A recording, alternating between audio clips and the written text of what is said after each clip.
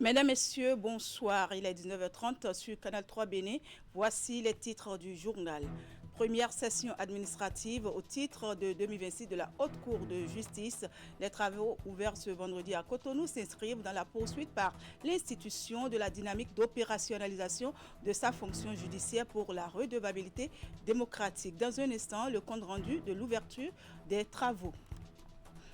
Le réseau Wildaf et ses partenaires ont organisé une caravane à travers la ville d'Alada ce vendredi. Objectif, sensibiliser les populations sur les maladies tropicales négligées. L'initiative s'inscrit dans le cadre de la commémoration de la Journée mondiale des maladies tropicales négligées. Vous suivrez le compte-rendu en cours de journal. Et puis nous parlerons en fin d'édition du lancement des playoffs du groupe 2 du mondial de la Coupe Davis entre le Salvador et le Bénin ce samedi matin à Cotonou. Une phase qualificative au prochain rendez-vous mondial de la balle jaune des nations au titre de la saison 2026. À nouveau, bonsoir si vous venez de nous rejoindre sur Canal 3 Bénin.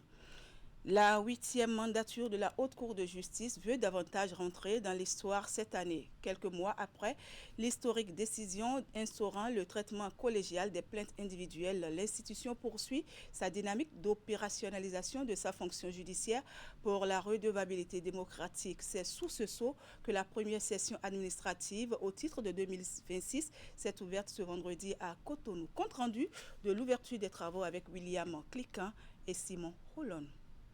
La dynamique en cours à la Haute Cour de justice depuis 2024 est arrimée à l'orientation stratégique numéro 5 de la vision Bénin Alafia 2060.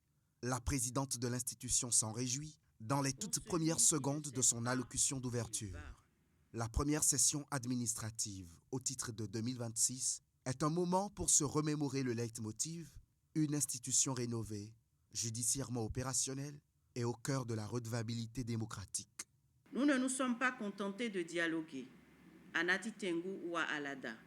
Nous n'avons pas seulement planifié à Ouida. Nous avons agi, nous avons jugé.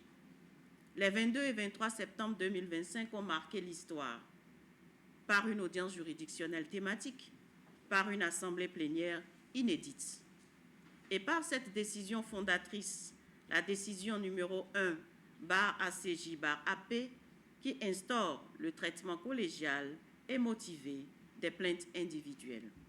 Après avoir célébré cette révolution silencieuse, la présidente salue l'engagement de 3 juges arrivés au terme de leur séjour au sein de l'institution. Elle a reconnu, ensemble avec les autres juges, les membres du ministère public, de la chambre d'instruction et du greffe, les mérites des députés Eustache Akpovi, Édouard Béanza et Gafari Adéchokan. Cher Eustache Édouard Gafari, le plan stratégique que nous examinons est aussi votre héritage. C'est la mandature à laquelle vous avez appartenu, la 8e, qui a pris cette décision historique du 23 septembre 2025. L'histoire retiendra donc votre nom, car lié à cet acte fondateur. Si 2025 est une année de paris gagnés, 2026, elle, est celle de la moisson des fruits à la Haute Cour de justice. La présidente de la Haute Cour de justice a fait de cette ouverture officielle de la première session administrative de l'année un moment d'encouragement de ses collaborateurs et du personnel. Professeur Dandy Nyamou, à la suite des vœux du Nouvel An, a rappelé les efforts consentis pour l'atteinte des objectifs l'an dernier. Elle a ensuite invité à la détermination totale pour de plus grands résultats en cette année 2026.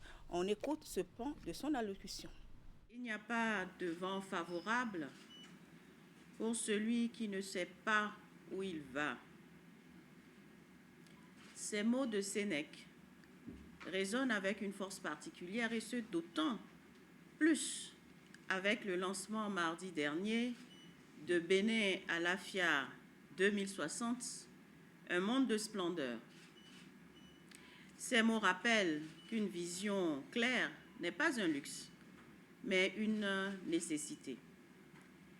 Elle est le gouvernail de l'action, la boussole qui donne un sens à chaque effort.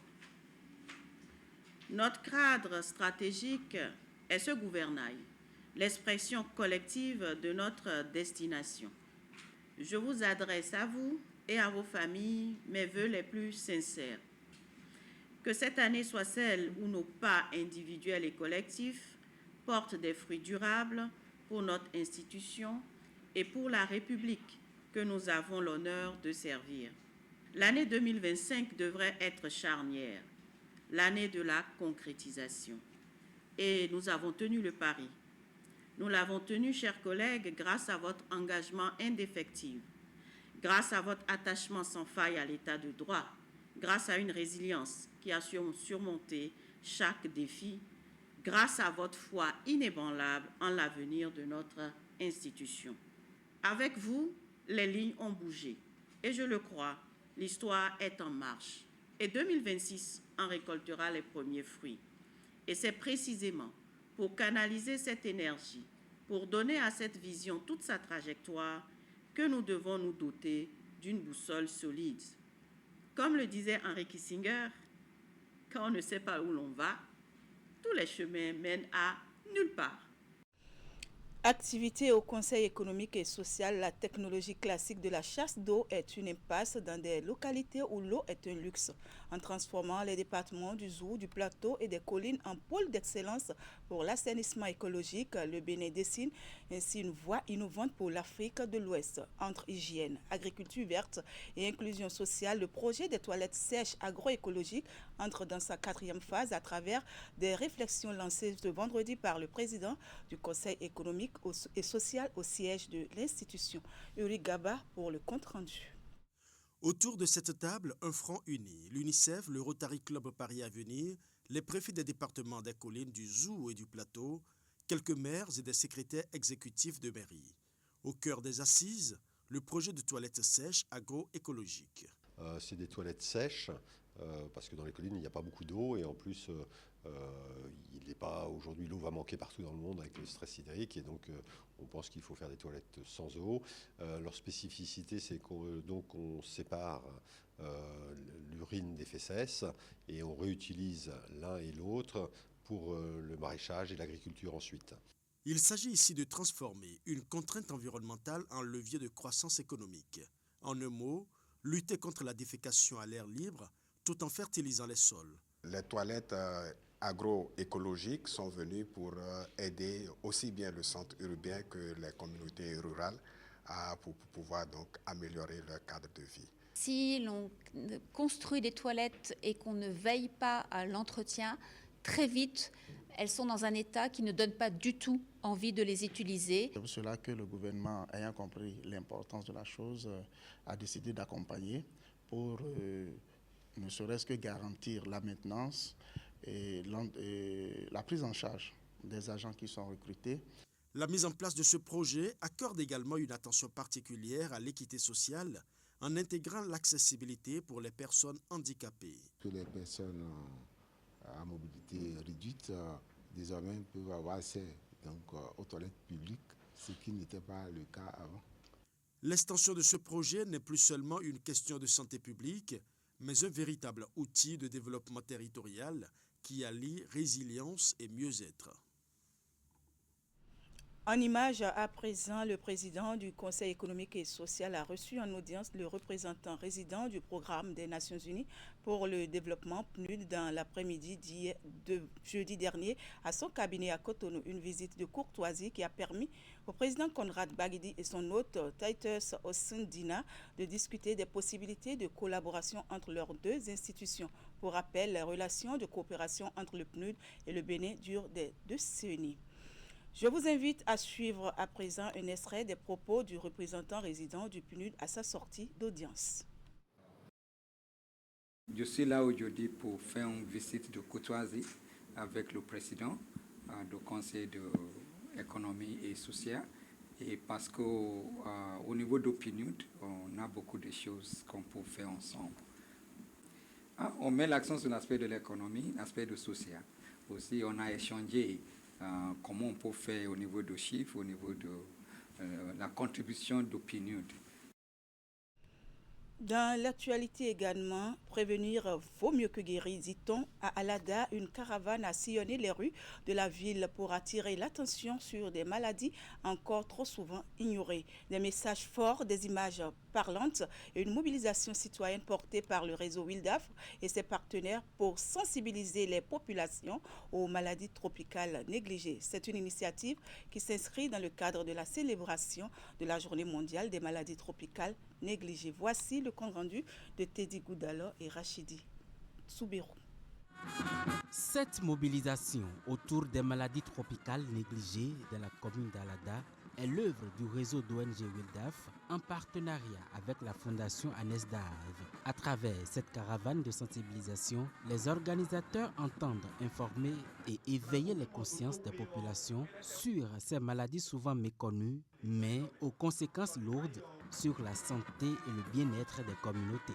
Nous avons réalisé cette caravane pour être en lien avec le niveau international. Ce que nous constatons, c'est que les personnes qui sont atteintes de cette maladie n'aiment pas souvent sortir pour aller se faire soigner.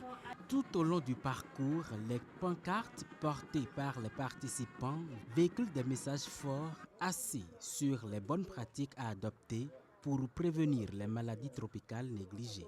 Partie du centre de dépistage et de traitement des ulcères de Burli, la caravane a marqué sa chute à la mairie d'Alada où une séance de communication directe a permis d'échanger avec les populations sur les causes et les modes de prévention. C'est des maladies qui touchent la population qui est d'abord pauvre et qui appauvrissent davantage cette population. Et c'est pourquoi on a choisi d'appuyer cette initiative parce que, comme on le dit, le peuple périt faute de connaissances. C'est des maladies qu'on peut éviter par des gestes simples et surtout par l'hygiène.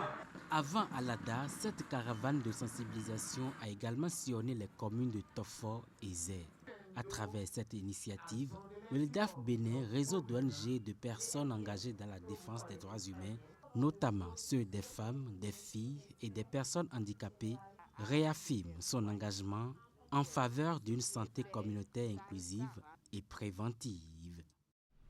Une interrogation dans ce journal, la gérontologie tient-elle sa place dans notre société actuelle? Une discipline scientifique qui étudie ce phénomène et les personnes âgées, englobant notamment des aspects biologiques, psychologiques et sociaux pour améliorer leur qualité de vie. Signe de longévité et étape naturelle de la vie, le vieillissement se caractérise par une réduction de l'autonomie consécutive à une baisse progressive des capacités physiques et cognitives. Hugo Vignibé et Jocelyn Baïga se sont intéressés à la question. Voici le reportage. À la maison, au service ou sur les lieux de culte religieux, pour ne citer que ces endroits, les personnes du 3e âge ou du 4e âge sont présentes dans notre quotidien.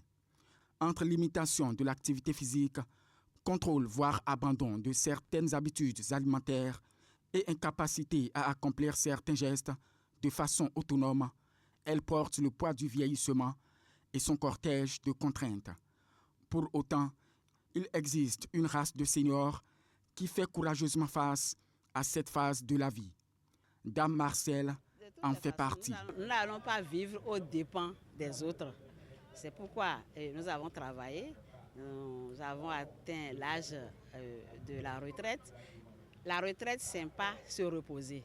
Il faut rester actif. Donc, nous investissons dans diverses activités.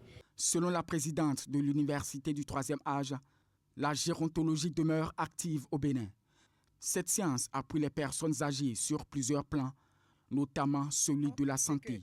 Dans la gérontologie, on parle de prévention. Donc nous, déjà dans les écoles primaires, nous faisons de la prévention sanitaire.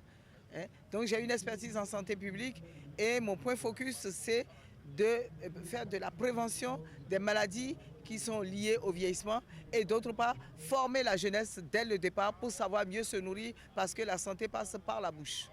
Elle soutient que des efforts doivent davantage être faits en vue d'une assistance plus efficiente des seniors. Le premier défi à relever, c'est de leur accorder une assurance maladie pour qu'elles puissent continuer à bénéficier des soins et suivre ce qu'on appelle le parcours santé. Parce que sans soins, eh bien, le vieillissement est accéléré et il y a des nouvelles maladies qui s'installent régulièrement et qui conduisent au vieillissement accéléré, donc vers la mort. Au Bénin, la mobilisation des pouvoirs publics en faveur des personnes âgées se traduit notamment par l'université du 3e âge qui leur offre un cadre spécial d'apprentissage. Direction le département du Borgo pour parler des inscriptions des étudiants à l'université de Parakou au titre de l'année académique 2025-2026 qui ont pris fin dans l'après-midi de ce vendredi. Cette opération qui a été prorogée à 2 reprises est une opportunité pour les étudiants retardataires de pouvoir se rattraper et valider cette étape importante du cursus académique. Quelle a été l'ambiance des dernières heures des inscriptions dans cette université? Jacques Degbé et Socrate à Dantodé s'y sont rendus pour faire le constat et voici les détails. Jardin de l'amphithéâtre 3 de l'université de Parakou, ce jeudi 5 février 2026. L'opération d'inscription des étudiants dans sa phase de prolongation égrène ces derniers instants. Les étudiants retardataires mettent les bouchées doubles pour profiter de la nouvelle fenêtre ouverte par l'équipe rectorale. C'est une grande étape à franchir avant d'être concentré sur nos études. Sinon, si tu ne valides pas ça, tu ne seras pas concentré. Pour que je puisse valider mon inscription, j'ai fourni ma fiche de préinscription validée de la première année, une photocopie simple, claire et lisible de ma carte d'étudiant, et enfin, le fichier qui atteste que j'ai payé mes frais d'inscription académique qui s'élèvent à 15 000 francs. Conformément au calendrier de l'année académique, les inscriptions devraient prendre fin depuis le vendredi 23 janvier, mais au vu du nombre important d'étudiants encore en rade, les autorités rectorales ont dû opter pour les prolongations. Il n'y a plus du monde au niveau des salles d'inscription. On peut déjà dire que 99,99 ont déjà eu à valider. Mais tout ce que je vais quand même dire à l'endroit de ceux-là qui sont encore là, c'est de se mettre dans les rangs. L'université a mis en place un site de paiement sur lequel chacun fait dépôt dans son numéro Momo et il fait le paiement en ligne directement. Alors tout le monde n'a pas l'habilité de faire ces paiements, donc on est là pour les aider à faire le paiement et en un temps record, ils ont les reçus pour pouvoir valider l'inscription. Dans la cour comme dans les amphithéâtres, les responsables d'étudiants effectuent des tours pour sensibiliser les camarades sur l'importance de se faire inscrire. Avant d'être appelé étudiant à l'université de Parakou, il faut avoir validé ton inscription académique. Quand tu es allocataire et que tu ne valides pas ton inscription académique, tu ne pourras pas bénéficier de ton allocation. Et de plus, si tu es étudiant à l'université de Parakou et que tu ne valides pas ton inscription, tu peux composer. Ton nom ne sortira pas. Pour rappel, l'université de Parakou est la 2e université publique du Bénin. Créée en 2001, elle compte aujourd'hui plus de 20 000 étudiants, repartis dans plusieurs entités de formation et de recherche. Et pour finir, je le disais en titre, Cotonou accueille depuis ce samedi matin les play-offs du groupe 2 mondial de la Coupe Davis entre le Salvador et le Bénin. Il s'agit de la phase qualificative au prochain rendez-vous mondial de la balle jaune des nations pour le compte de la saison 2026. Les premiers matchs de cette confrontation entre Salvadoriens et Béninois ont pris fin il y a quelques heures. Voici les images ramenées par Candide Rouento et Elvis Tonoukoui. Le Bénin et le Salvador se quittent sur un score de parité au terme d'une première journée électrique des playoffs du groupe 2 mondial de la Coupe Davis 2026. Sur le court de tennis du Sofitel à Cotonou, aucune des deux équipes n'a réussi à marquer une avance considérable après les 2 premiers matchs de simple de cette confrontation entre Guépard et Salvadorien. Pour la première confrontation de ce duel qualificatif au second round, Calum Agbo Panzo fait un faux pas d'entrée. Opposé au Salvadorien Diego Andrés Delgado positionné au classement ATP, le jeune tennisman béninois est dominé 6-2 au premier set. Il tente de revenir au score au cours du deuxième set mais s'incline au tie-break 7-5 après plus de 2 heures d'échange. En 5-5, il a fait quelques fautes importantes et je pouvais faire 6-5 et après 7-5. Pour ma part, j'ai ressenti énormément de pression. Je vais m'y habituer, je vais apprendre à gérer cette pression-là. progressivement. Et un champion, c'est pas fait en un jour. Donc on va continuer, on est encore dans la compétition, ça va aller. Une défaite d'entrée pour la sélection béninoise et tous les regards se sont orientés sur Alexis Clégou, fort de son expérience, pour remettre les compteurs à égalité.